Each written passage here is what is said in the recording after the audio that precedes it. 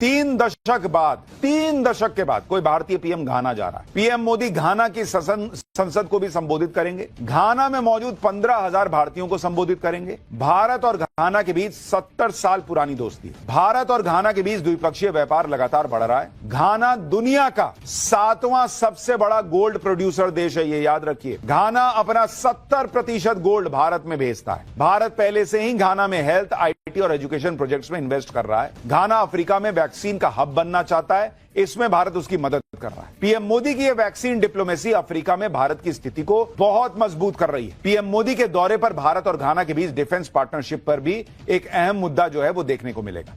यानी गोल्ड के लिए जाना जाने वाला घाना, जहां से बहुत बड़ी तादाद में सोना निकलता है, वहां नरेंद्र मोदी जाएंगे तो कुछ लोगों का सोना दूभर हो जाएगा। नींद वाला सोना, गोल्ड वाला नहीं। पीएम मोदी की इस अफ्रीकी देश की यात्रा को चीन के काउंटर के तौर पर भी देखा जा रहा है, क्योंकि चीन लगातार अफ्रीकी देशों पर अपना प्रभुत्व बढ़ा रहा है। अफ्रीकी देशों में चीन की मौजूदगी लगातार बढ़ रही है, तो उसकी काट के तौर पर भी इस दौरे को देखा जा रहा है। घाना के बाद पीएम मोदी कैरिबियन देश त्रिनिदाद टोबैगो की यात्रा पर जाएंगे। पीएम मोदी की यह यात्रा भी बहुत खास होने वाली है, क्योंकि वर्तमान में यहां के राष्ट्रपति और प्रधानमंत्री दोनों भारतीय मूल के, दोनों महिलाएं और पेशे से वकील हैं। दोनों नेताओं को अपनी भारतीय जड़ों और विरासत पर गर्व है। वो खुद को भारत की बेटियां बताते। पीएम मोदी त्रिनिदाद और टोबैगो की प्रधानमंत्री कमला प्रसाद बिसेसर के न्योते पर वहां जा रहे हैं। पीएम मोदी की यह यात्रा ऐसे वक्त में हो रही है जब वहां भारतीय प्रवासियों के आगमन की 180वीं वर्षगांठ मनाई जा रही है। साल 1999 के बाद यह किसी भारतीय पीएम की पहली यात्रा होगी। त्रिनिदाद और टोबैगो में 40 से 45% भारतीय मूल के लोग रहते हैं और इस देश की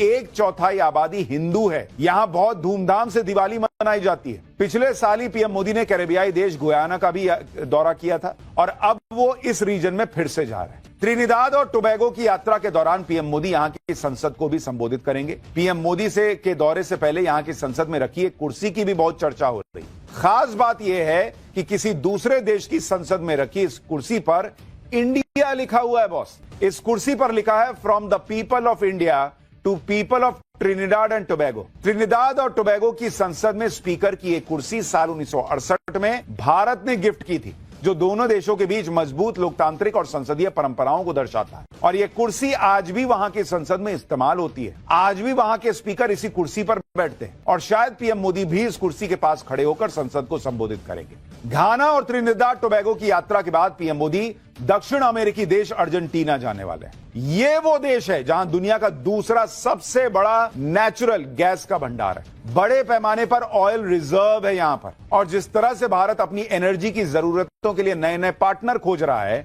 उसे देखते हुए अर्जेंटीना एक अहम देश है। अर्जेंटीना में क्रिटिकल मिनरल्स जैसे लिथियम, कॉपर और बाकी रेयर अर्थ एलिमेंट्स के भी भंडार है। अर्जेंटीना के बाद पीएम मोदी ब्रिक्स सम्मेलन के लिए ब्राजील जाने वाले हैं। इस साल ब्राजील ब्रिक्स की अध्यक्षता कर रहा है। ऐसी खबरें हैं कि ब्रिक्स सम्मेलन के इतर ब्राजील के राष्ट्रपति पीएम मोदी को स्टेट डिनर भी देंगे। डिप्लोमेसी में स्टेट डिनर का बड़ा खास महत्व होता है। किसी देश के प्रति मजबूत पार्टनरशिप को दर्शाने के लिए उस देश के नेता को स्टेट डिनर दिया जाता है। और मैं स्टेट डिनर की बात कर रहा हूं, वो भिखारी पाकिस्तान के मुनीर को बुलाकर जैसे ट्रंप ने खाना खिलाया और ऑर्डर दे दिया अपना, उसको स्टेट डिनर नहीं कहते, क्या स्टेट लंच नहीं कहते हैं, कि उसके बाद कोई फोटो भी नहीं हुआ, कोई बाइट नहीं आई, कुछ नहीं आए, कमरे में बैठा के ऑर्डर दिए, कुछ रूखा सूखा फेंक दिए सामने के, खाओ निकलो निकलो यहां से, उसको नहीं। ये होता है स्टेट डिनर जो भारत के प्रधानमंत्री को मिलेगा। पीएम मोदी को स्टेट डिनर दिए जाने की खबर से ही चीन इतना चिढ़ गया कि चीन के राष्ट्रपति शी जिनपिंग ने ब्रिक्स सम्मेलन में शामिल न होने की उनकी खबरें चलने लगी, जबकि पिछले 10-12 साल से शी जिनपिंग लगातार ब्रिक्स सम्मेलन में हिस्सा ले रहे हैं। लेकिन चीन को लगा कि सारी लाइमलाइट तो पीएम मोदी को मिल जाएगी, भारत को मिल जाएगी। ऐसा दावा किया जा रहा है कि इन्हीं सबसे